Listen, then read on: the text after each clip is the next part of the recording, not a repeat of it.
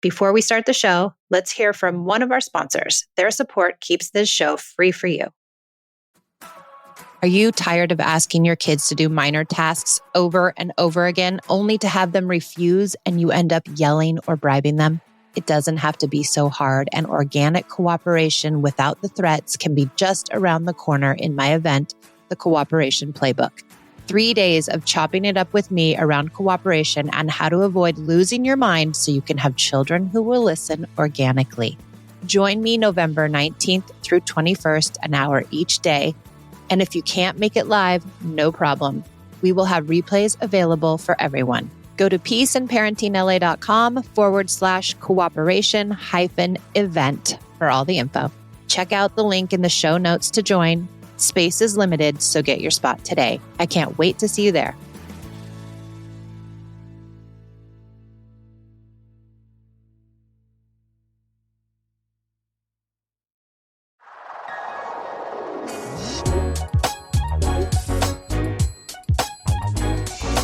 Thanks for joining me on the Peace and Parenting podcast. I'm so glad you're here.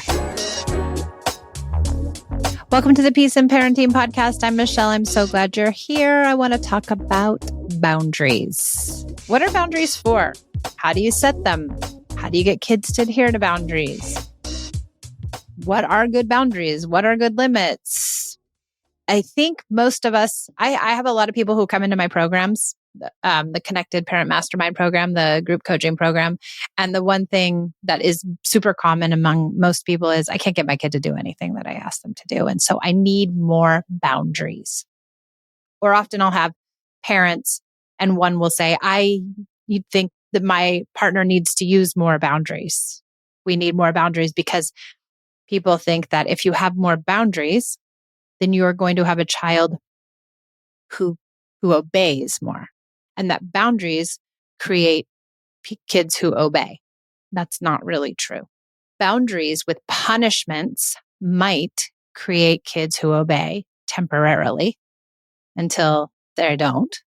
Or if you have a strong-willed one, not at all. Or until they get old enough to say, screw you, I'm not listening to your boundary with a punishment. And people also get confused that punishments are boundaries or consequences are boundaries. But that's also not true. So in traditional parenting, boundaries are followed up by consequences. So people try to kind of eke into that idea into connective parenting. Like, okay, well, if I have more boundaries, more limits, then my kids will listen to me more and they'll do as I say. But that isn't necessarily true. Boundaries really in connective parenting, boundaries are for the release of feelings. When we set a boundary with a child who isn't doing well, that child has feelings, which is another thing that is not accepted in traditional parenting. It's thought that, the child should adhere to the boundary and not say anything about it, not be mad. And I hear a lot of people say, well, my kid gets really upset when they don't get their own way. And so they have these big upsets when I give them a boundary. Okay. Yeah, they probably do get really upset when they don't get their own way, and they probably have big feelings. That's okay. It's okay for them to have big feelings. It's okay for them to emote when they don't get their own way. But we are intolerant of that. The other piece is that, we're kind of ignoring the idea that we have boundaries and limits in connective parenting. But what really happens once you really get into it and once connection is really flowing and you're using connection in all the different aspects, all the different tools, and you're using connection in everyday pieces of your life, and you're not using disconnecting things like punishments and threats and bribes and all of those, you have kids that are actually super cooperative. So you don't really need a lot of boundaries and limits because the kids know what's right from wrong. They know what they're supposed to do. They know that they're supposed to, be kind and not hit and, do as you ask and take their dish to the dishwasher, or whatever the thing is that's going on in your house, the rules and the boundaries and the limits. They kind of know those things. It isn't that you need to make them more explicit. It doesn't need, you need to really tell a kid strongly, this is the boundary, this is the limit. They know. They don't adhere to the boundary because of many, many reasons. One, the very top reason is maybe they're disconnected. They don't want to adhere to your boundary because they're mad at you, because the relationship doesn't feel good. And so they're like, screw you. I don't want to do what you ask because I don't feel good about it, the relationship. 2, the boundary might be something that they're not willing to adhere to. Maybe your boundary is too strict. You tell the 17-year-old they have to be in at 10 and they say no and throw a fit. Well, maybe 10's too early. So you have to really look at your boundaries and your limits. You can only limit and boundary your kids so much. You have to give them some sort of freedom and free will. I try to have as few boundaries as possible and just the ones that really keep my kids safe. But my kids adhere to the normal everyday ones, putting your laundry away and helping with the trash and, being courteous and kind to one another and being a good person. My kids just do that now. Like, I don't need to worry about boundaries. I don't worry about boundaries or setting limits at all. But when I do see my child who's off track, who's bubbling, sometimes I use the idea of setting the limit to get them to emote so that they can have their feelings, so they can feel better. And I follow up that boundary setting with empathy and understanding. And that creates connection. Now, sometimes you're going to have a boundary. No more TV. We're all done. That's a boundary. That's a limit. We're all done with the TV. And when you turn the TV off, the child is going to have a tissy fit. Okay. It's okay that they have a tissy fit. That's all right. But it's how we treat the tissy fit. Are we going to treat their fit or their upset or their big feelings or their big emotions? Are we going to treat that with disdain? Are we going to tell them, how can you be so upset? We turn it off every day at the same time. How can you be so upset? Or are we going to come with empathy and understanding and say, oh, I know it's so hard to turn it off. The TV is so fun. And are we going to allow them to have as much space and time as they need to have their feelings? And if we can stay calm and cool and connected around those feelings, will they feel better in the end? Will they feel heard? Will they feel seen? Will they feel understood? But will the boundary still exist? Yes, we turn the TV off. That's it. I'm not going to rescind my boundary. We are going to take a short break from our show to hear from our sponsors. Without their sponsorship, I wouldn't be able to bring you the Peace and Parenting podcast free of charge. So I'll see you back in just a few minutes.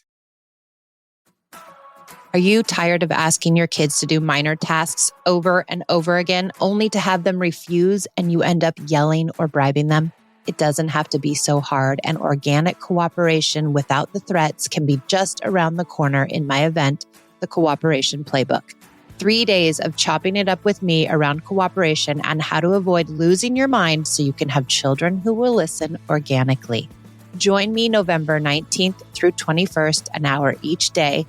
And if you can't make it live, no problem.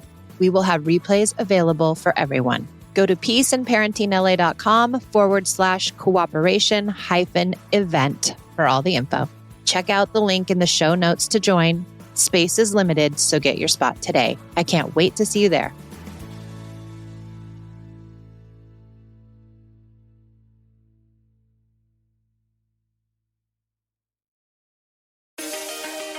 My book, Unpunished, is finally here. It is my journey into connected parenting, the idea of perfection and how it nearly took me down as a mom. I give you my best thinking around how to be a connected parent and the insights that I've discovered over the last 12 years of this incredible journey. I'm giving my book away for free, plus shipping and handling. So go to unpunished.com and get yours today. We're shipping domestically and we're also shipping internationally.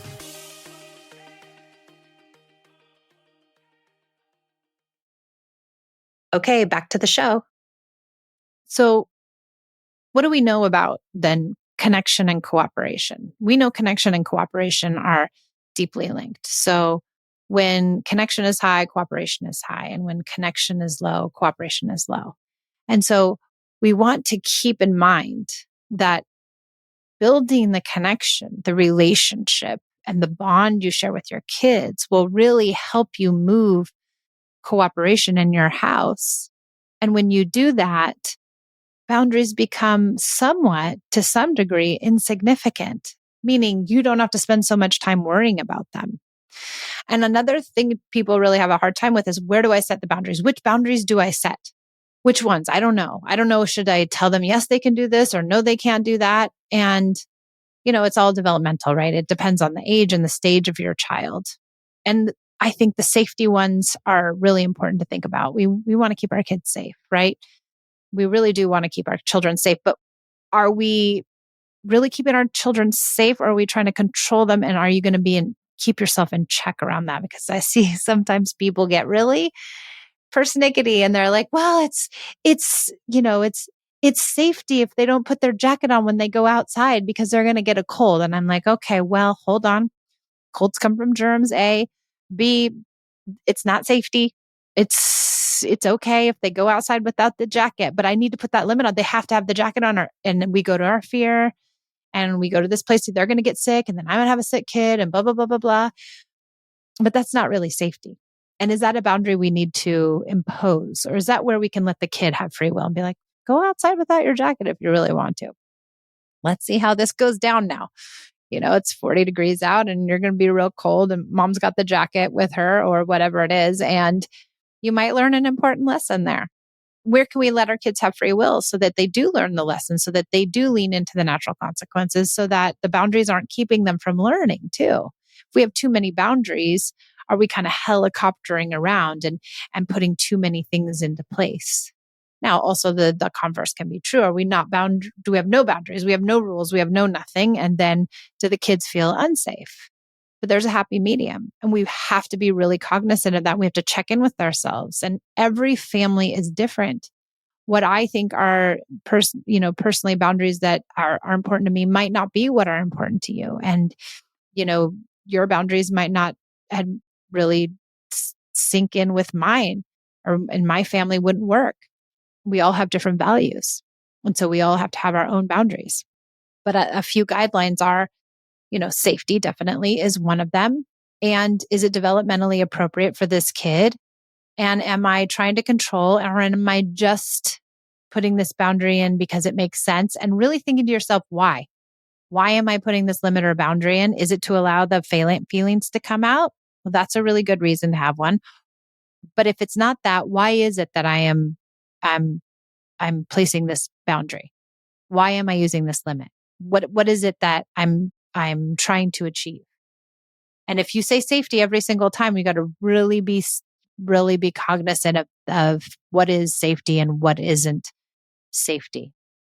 So I hope that boundaries are a little bit clearer for you, and that the one thing that you can remember is that boundaries are always followed up by empathy and understanding and listening to feelings, and knowing that if you put a boundary in place with a child who isn't doing well, or it's something really hard, like taking the trash out or turning the electronics off, you're going to get lots of pushback, and that's totally, completely normal.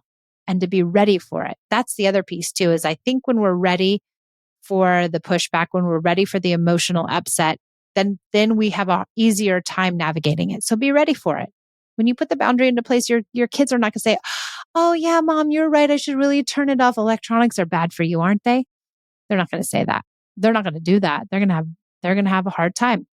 The more connected you are to your child, though, the easier it is to have limits and boundaries. In fact, I'd say for my family, and I hate to say it too loud, we don't have a lot of limits and boundaries because my kids limit and boundary themselves. They police themselves. They know what's right and they know what's wrong. And they, for the most part, do the right thing. Sometimes they do the wrong thing, but it isn't because I didn't have the right limit or the right boundary. They make mistakes. And so will your kids. The limits and boundaries have nothing to do with that. So I hope that this was helpful. I hope it gave you some ideas around limits and boundaries and consequences and punishments, and that you can have a little more ease in setting those limits and boundaries. Thanks for joining me on the Peace and Parenting Podcast. I so appreciate it, and I will see you next time.